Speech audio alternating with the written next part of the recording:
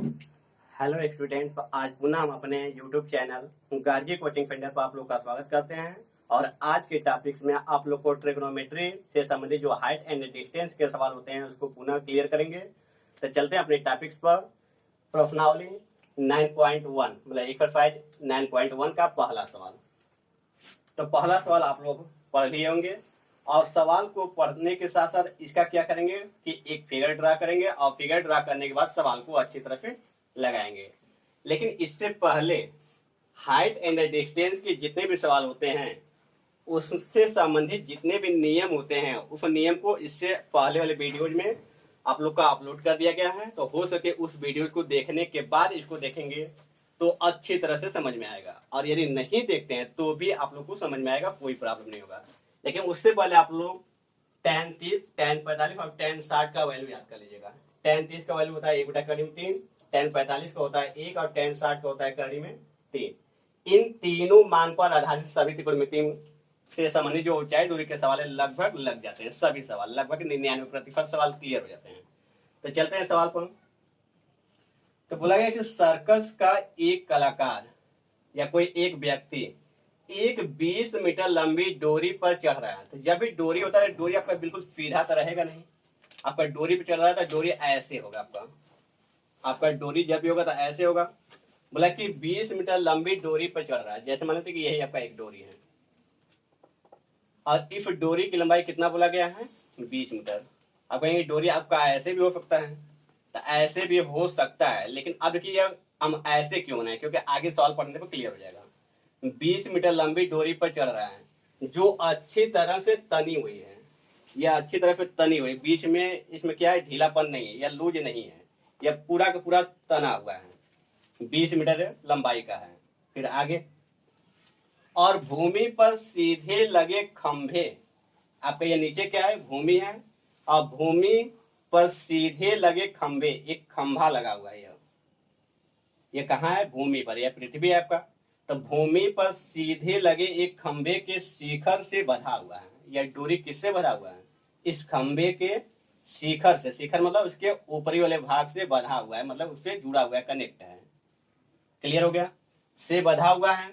यदि भूमि स्तर के साथ, यह जो भूमि का स्तर है, इस भूमि स्तर के साथ डोर द्वारा, डोर मतलब यह जो डोरी है, इस डोर द्वारा बनाया गया कोण 30 अंश का है। इस डोर द्वारा बनाया गया कोण कितना है, 30 अंश है। तो आप लोग को उम्मीद मतलब अच्छी तरह से क्लियर हुआ होगा कि यही कोण दिया गया, क्योंकि बोला गया कि डोर, तो ये डोर यह हो गया, डोर द्वारा बनाया गया कोण 30 अंश, लेकिन किसके साथ, भूमि स्तर के साथ। तो भूमि स्तर यही है आपका, भूमि का जो सतह है यही है, इसके साथ और डोर के साथ बनाया गया कोण कितना है, 30 अंश है। तो खंबे की ऊंचाई ज्ञात कीजिए। खंबे की ऊंचाई मतलब यही ऊंचाई हमको ज्ञात करना है। तो इसका नाम रख देते हैं ए बी सी। और यह याद रखिएगा कि हाइट एंड डिस्टेंस के जितने भी सवाल बनेंगे सब के सब में समकोण त्रिभुज ही बनेगा आपका। कहीं कहीं सिंगल समकोण त्रिभुज बनेगा, कहीं कहीं डबल होगा, कहीं कहीं ट्रिपल भी हो सकता है। तो आपका यह सिंगल समकोण त्रिभुज बना है, मतलब एक समकोण त्रिभुज बना है। यहाँ पर आपका 90 अंश का कोण होता है। हमको यह लंबाई दिया गया है और यह लंबाई या ऊंचाई ज्ञात करना है। तो मान लेते हैं कि इसकी हमको लंबाई या ऊंचाई नहीं मालूम, तो हम मान लेते हैं एच, क्योंकि कभी भी ऊंचाई को एच ही माना जाता है, हाइट इसको एच मान लिया। हो सकता है कभी कभी ऐसा भी बोल देता है कि इस डोरी के सिरे से इस खंभे के आधार बिंदु की दूरी कितनी है, यह भी पूछ सकता है। लेकिन इसमें पूछा नहीं गया तो इससे हमको मतलब नहीं है, जो पूछा गया वही निकालेंगे। तो अब सोचिएगा थोड़ा फिर कि समकोण त्रिभुज के हिसाब से 90 अंश के सामने की भुजा यह क्या हो जाएगी, कर्ण हो जाएगी। और यह जो सीधे खड़ा होता है यह क्या होता है, लंब होता है। और नीचे वाला आपका जो बच जाएगा वह क्या हो जाएगा, आपका आधार हो जाएगा। यह कर्ण हो गया, यह लंब हो गया, और यह क्या हो गया, आपका आधार हो गया। तो अब यहाँ देखें कि कौन सा मान निकालना है। तो हमको यह वाला खंबे की ऊंचाई निकालनी है। अब खंबे की ऊंचाई को एच माने है, अर्थात एच का वैल्यू हमको ज्ञात करना है। और कौन सा मान दिया गया है, तो ये वाला कर्ण वाला मान दिया गया है। तो कभी भी सवाल लगाते समय हमेशा हम लोग यह ध्यान देते हैं कि कौन सा मान दिया गया, कौन सा मान निकालना है।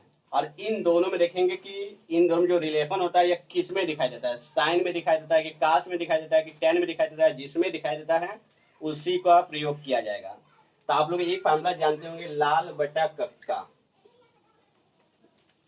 इसमें क्या होता है कि यहाँ पर आपका फाइन होता है और यहाँ होता है आपका काफ और यहाँ जो होता है टेन होता है। तो साइन बराबर होता है लंब बटा के कड़, यल से लंब और के से कड़ होता है और ए से आधार होता है। तो साइन बराबर होता है लंब बटा कड़, काश बराबर होता है आधार बटा कड़ और टेन बराबर होता है लंब बटा के आधार।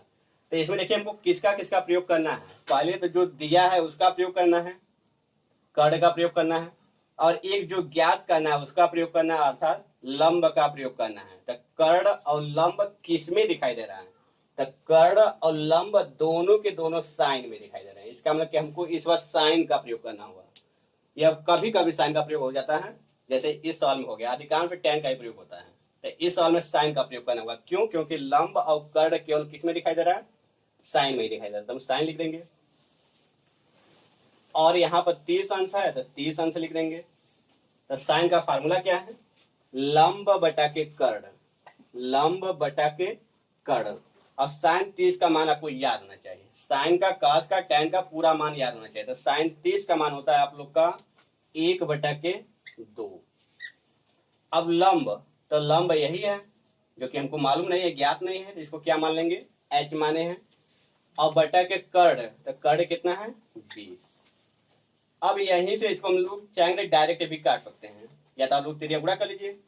तो 2 का गुणा एच में करेंगे तो हो जाएगा 2h बराबर 20 एक कम 20 हो जाएगा। अब यहाँ से काट दीजिए, 2 से काटेंगे तो 2 एक कम 2 और 0 है तो 0। इसका मतलब कि एच बराबर आपका आ गया 10 और सवाल में लगा हुआ था मीटर, तो 10 मीटर आ गया। तो यह ऊंचाई आई है किसके, खंभे की। हम इतना को नहीं छोड़ेंगे कि आंसर आ गया तो ये भी छोड़ दिया जाए। आपका हिंदी वाला सवाल है इसलिए इसका आंसर भी हिंदी में ही लिखना होगा। तो लिखेंगे अतः यह क्या था, खंभे की ऊंचाई था, अतः खंभे की ऊंचाई, अतः खंभे की ऊंचाई बराबर हो जाएगा आपका 10 मीटर। तब एंटर क्लियर करेंगे। उम्मीद है कि आप लोग को यह पहला सवाल अच्छी तरह से क्लियर हुआ होगा। तो देखिएगा, इससे पहले प्रश्नावली 9.1 का पहला सवाल आप लोग को अच्छी तरह से समझ में आ गया था और उसको अच्छी तरह लगा दिया गया। अब चलते हैं सवाल नंबर 2 पर।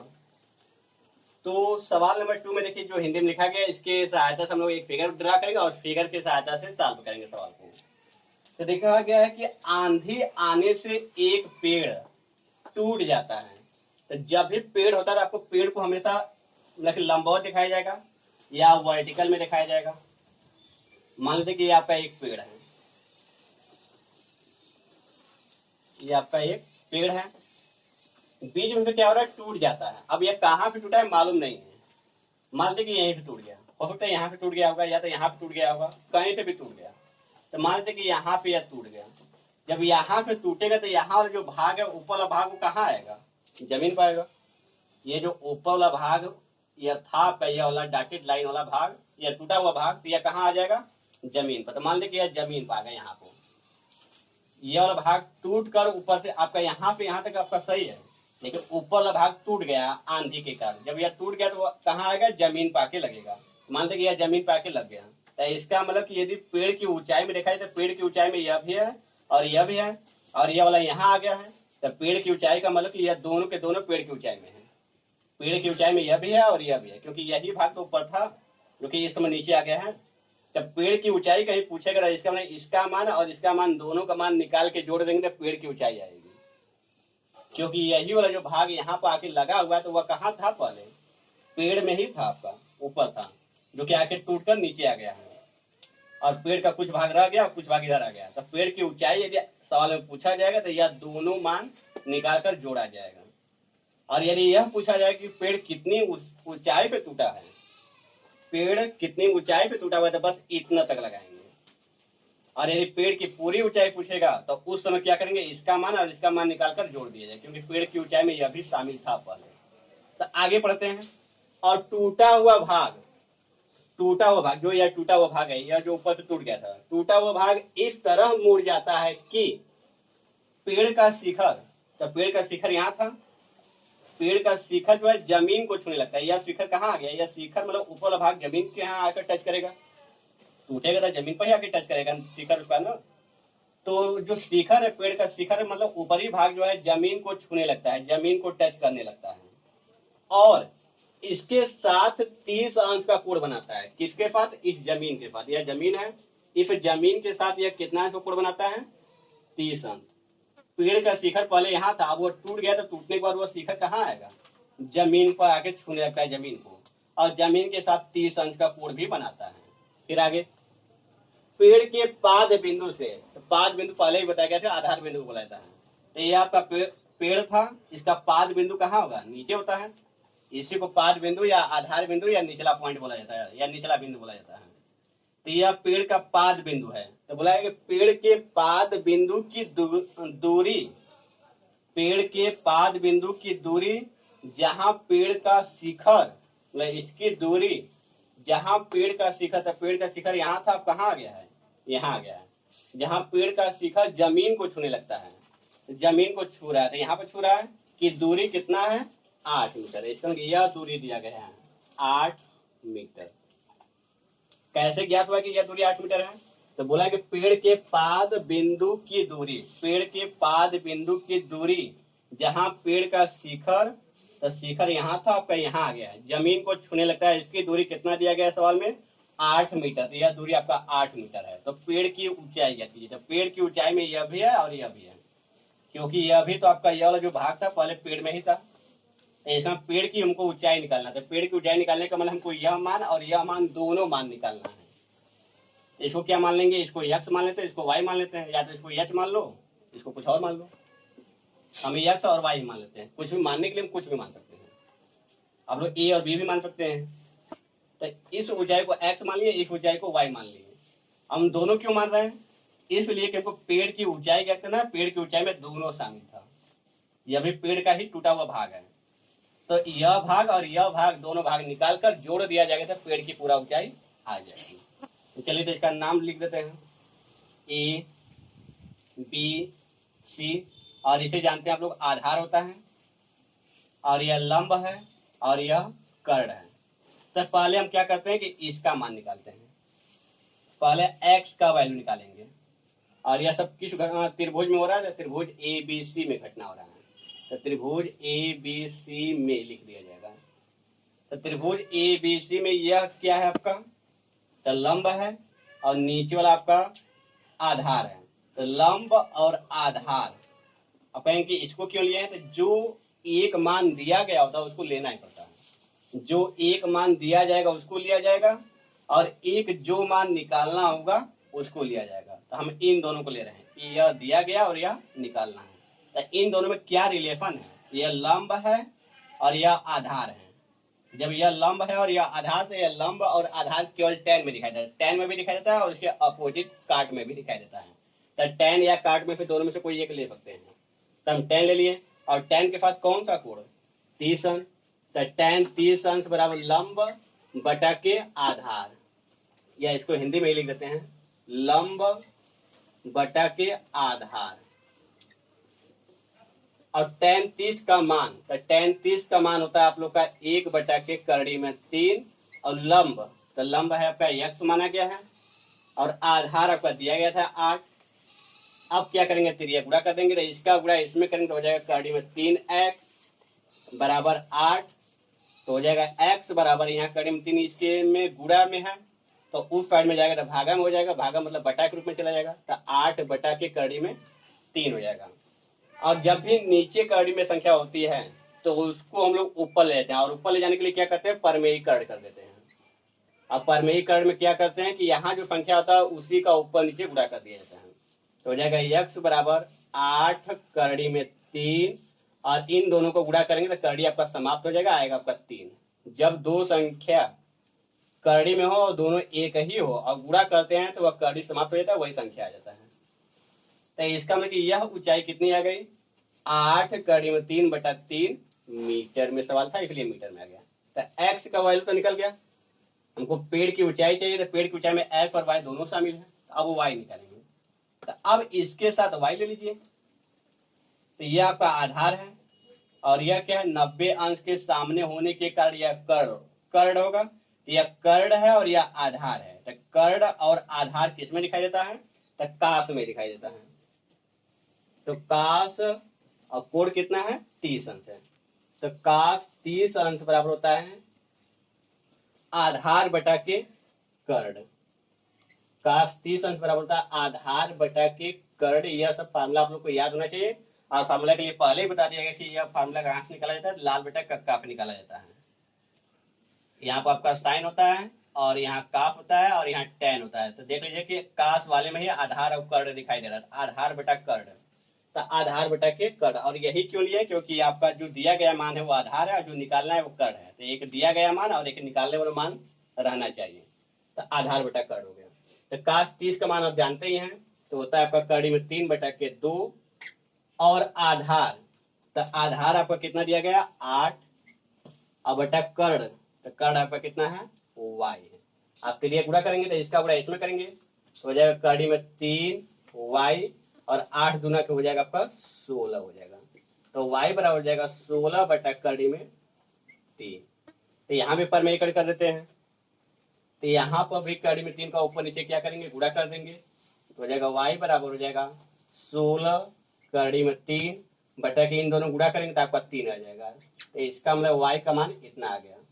तो अब पेड़ की ऊंचाई हम लोग निकाल सकते हैं, क्योंकि पेड़ की ऊंचाई में यह भी था और यह भी था, दोनों को जोड़ देंगे। तो लिखेंगे अतः पेड़ की ऊंचाई या वृक्ष की ऊंचाई, अतः पेड़ की ऊंचाई बराबर होगा x प्लस वाई। और x का मान आया आपका 8 कड़ी में 3 बटा 3 और प्लस y का मान आया है 16 कड़ी में 3 बटा के 3। तो दोनों के दोनों में आधार जब नीचे वाला संख्या बराबर होता है तो यदि यह प्लस है तो जोड़ देंगे, यदि माइनस हो तो घटा देंगे। तो 16 और 8 आप लोग का 24 हो जाएगा। तो 24 कड़ी में 3, यह आपका कड़ी में 3 लगा हुआ लगा दिया जाएगा। अब बटा के इन दोनों के बदले में 1 लिख दिया जाता है। अब इसका भागा दे देंगे तो 3 और 8 24 हो जाएगा। तो इसका मतलब कि 8 कड़ी में 3 मीटर या पेड़ की ऊंचाई आ गई। और यदि आंसर फिर भी न मिले तो इसको हम लोग क्या करेंगे? कड़ी में 3 का मान रख देंगे। तो 8 गुणे कड़ी में 3 का मान होता है 1.732 और यह सब मान याद रखना होगा। कड़ी में 3 का मान इतना होता है, यह याद रखना होगा आप लोग को। तो 8 एक कम 8 हो जाएगा। 8 गुना 16 के 6 हाफी लगा 1, 8 लिख 24 एक 25 के 5 हाफी लगा 2, 8 7 56 2 58 के 8 हाफी लगा 5, 8 एकम 8 5 13 0.4 अंक पाया 1 2 3 4 मतलब 13.856 मीटर। ये आपका पेड़ की ऊंचाई लगभग आपका 14 मीटर के आसपास।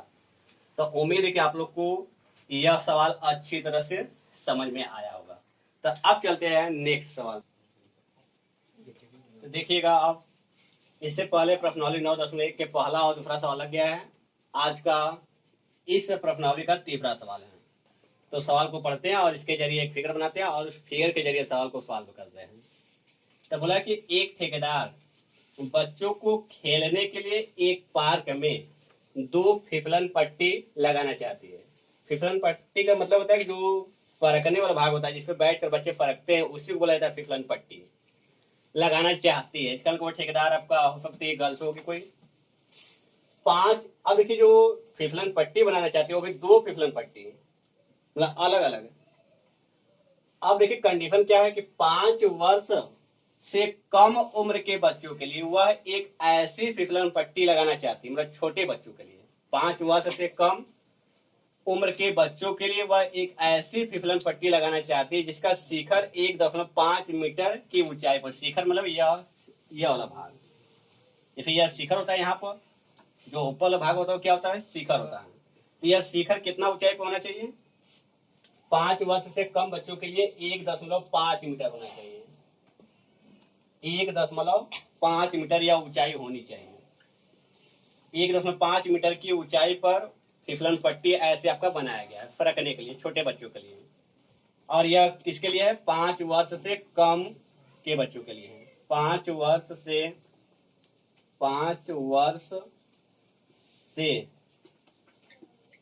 कम के लिए है। 5 वर्ष से कम के लिए। तो यह फिसलन पट्टी लगा दिया गया, और जब फिसलन पट्टी लगाया गया होगा तो यह जमीन से भी आपका टच कर रहा होगा, बिना जमीन पे टच किए तो यह बन नहीं सकता है। तो आपका यह जमीन वाला सतह है, यह आपका फिसलन पट्टी है, और यह फिसलन पट्टी कितना ऊंचाई पर है, तो 1.5 मीटर की ऊंचाई पर है। बोला गया सवाल की 1.5 मीटर की शिखर पर है। पहला वाला जो 5 वर्ष से कम उम्र के बच्चे हैं उनके लिए। अब उसके बाद एक और फिसलन पट्टी है, तो आगे उसको पढ़ेंगे हम लोग। और भूमि के साथ 30 अंश के कोण पर झुका हुआ, यह जो भूमि के साथ यह जो पृथ्वी है इसके साथ कितना अंश का कोण बना रही है, 30 अंश का कोण बना रहा है।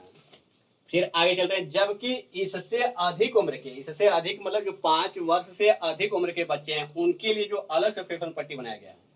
अब उसके लिए क्या कहा गया है, जबकि इससे अधिक मतलब 5 वर्ष से अधिक उम्र के बच्चों के लिए वह 3 मीटर की ऊंचाई पर, अब ऊंचाई बढ़ गया, इसका फिर दोगुना हो गया, 1.5 है, तो अब ऊंचाई कितना हो गया, 3 हो गया डायरेक्ट। अब यह 3 मीटर की ऊंचाई है, 3 मीटर की ऊंचाई पर एक अधिक ढाल, ढाल मतलब वही जो ढलान होता है, ऐसे अधिक ढाल की फिसलन पट्टी लगाना चाहती है, तो ऐसे लगा दिया गया। ठीक, जब लगाया गया, जो भूमि के साथ कितना अंश कोण बना रहा है, 60 अंश का यहाँ पर कोण बन रहा है। तो प्रत्येक स्थिति में, प्रत्येक स्थिति में मतलब इस वाले कंडीशन में भी और इस वाले कंडीशन में भी, प्रत्येक स्थिति में फिसलन पट्टी की लंबाई क्या कीजिए, तो इसमें फिसलन पट्टी की लंबाई यह है, इसको x मान लेते हैं, और इसमें फिसलन पट्टी की लंबाई यह है, यही फिसलन पट्टी की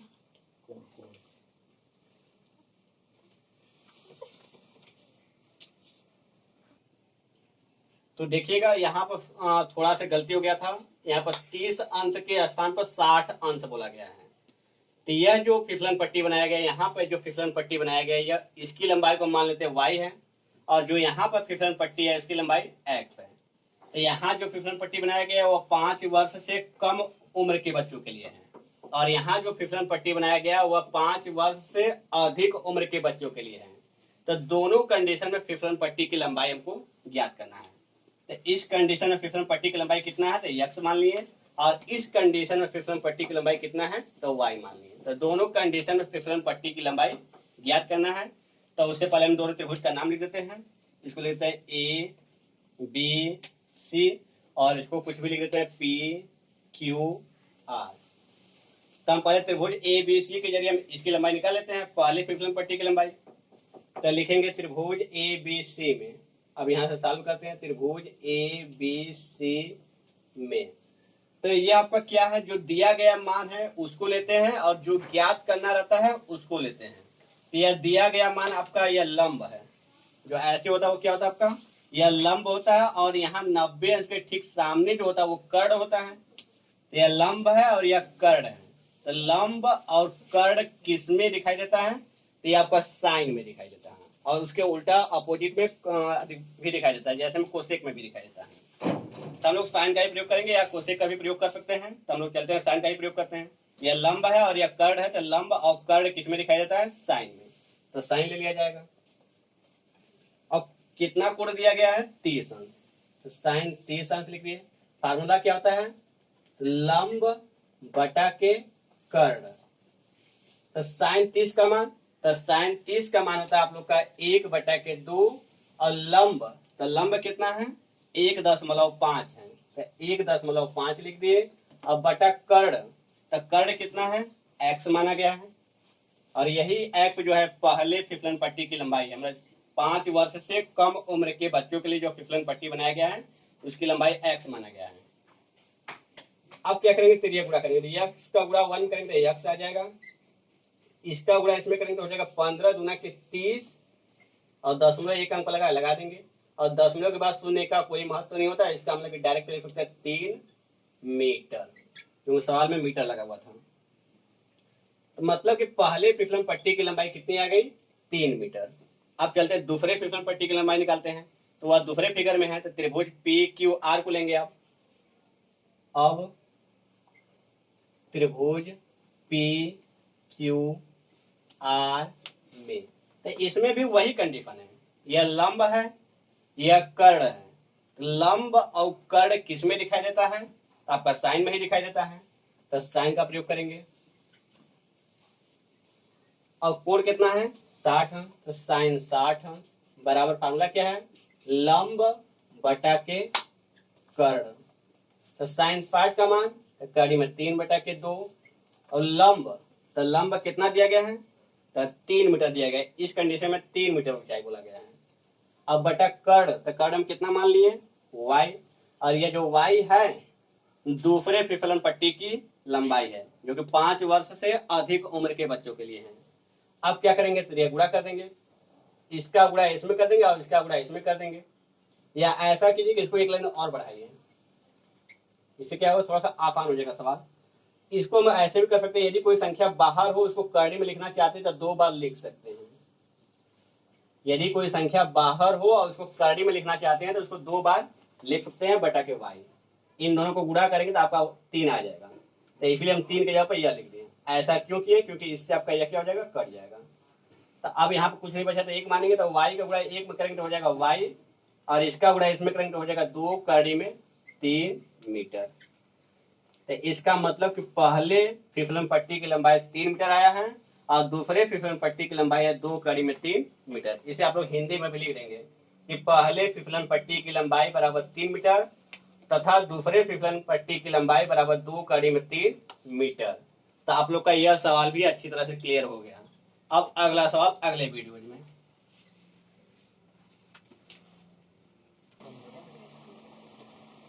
तो देखिएगा आज का अगला सवाल, इससे पहले आप लोग का कुछ सवाल लगा दिए गए हैं, तो आप चलते हैं सवाल नंबर 4 पर, चौथे पर, प्रश्नावली 9.1 के। तो आज का सवाल क्या है कि भूमि के एक बिंदु से जो मीनार के पाद बिंदु से, इस मतलब कि ये आपका भूमि है, भूमि के एक बिंदु से, मान लीजिए कि यही बिंदु ले लेते हैं, भूमि के एक बिंदु से जो मीनार के पाद बिंदु से, मान लीजिए कि यह मीनार का पाद बिंदु यहाँ पर है, मीनार हो गया। यह मीनार हमेशा ऊंचाई के रूप में बनाया जाता है। मीनार हो, चाहे वृक्ष हो, चाहे खंबा हो, चाहे कोई भी मकान हो, इसको हमेशा ऊंचाई के रूप में ही बनाया जाता है। तो बोला गया है कि भूमि के एक बिंदु से, यह भूमि हो गया, भूमि के एक बिंदु से जो मीनार के पाद बिंदु, तो मीनार का पाद बिंदु मतलब इसका निचला बिंदु तो यहाँ पर है, से दूरी 30 मीटर है। इसका मतलब यहाँ से यहाँ तक की दूरी कितना है, 30 मीटर है। बोला गया सवाल में कि भूमि के एक बिंदु से मीनार के पाद बिंदु तक की जो दूरी है वह कितना है, 30 मीटर है। फिर आगे, यदि मीनार के शिखर का उन्नयन कोण 30 अंश है, इस शिखर को जब इस बिंदु से देखा जा रहा है तो जो कोण बन रहा है, कितना अंश का कोण बन रहा है, 30 अंश का। अभी उन्नयन कोण है तो उन्नयन कोण तो इसका मतलब नीचे ही बनेगा। यदि अवनमन बोला होता तो यहाँ पे एक रेखा खींचकर यहाँ बना लेते हैं, लेकिन आपका उन्नयन बोला गया था। तो मीनार के शिखर का उन्नयन कोण कितना है, 30 अंश। तो उन्नयन कोण बोला गया, इसका मतलब यह नीचे ही बनेगा। या 30 अंश है तो मीनार की ऊंचाई ज्ञात कीजिए। मीनार की ऊंचाई मतलब यह ऊंचाई हमको ज्ञात करना, तो कुछ भी मान लीजिए, इसको X Y Z A B C या एच ही मान लीजिए, और इसका नाम रख देते हैं ए बी सी। अब इस फिगर को हम लोग उल्टा ऐसे करके इस साइड से भी बना सकते थे, तो ऐसे ही बना दिए, इससे कोई दिक्कत नहीं है। तो त्रिभुज ए बी सी में इसका मान h का मान निकालना, मतलब मीनार की ऊंचाई, यही मीनार है, इस मीनार की ऊंचाई ज्ञात करना है, जिसको h माने है, अर्थात h का वैल्यू हमको चाहिए। तो इसका मान निकालना और यह मान दिया गया है, तो जिसका मान निकालना होता है और जो दिया गया होता है उसी को लिया जाता है। उन दोनों में रिलेशन देखते हैं कि कौन सा रिलेशन है इंडिकेट कर रहा है। तो यह आपका आधार है और यह लंब है। तो आधार और लंब केवल tan में दिखाई देता है या तो काट में दिखाई देगा, तो हम लोग ऊपर tan का प्रयोग करेंगे। तो त्रिभुज ए बी सी में tan का वैल्यू कितना दिया गया है, 30 अंश। तो tan 30 अंश बराबर होता है लंब, यह लंब हो जाएगा और यह क्या हो जाएगा, आधार हो जाएगा। लंब बटा के आधार।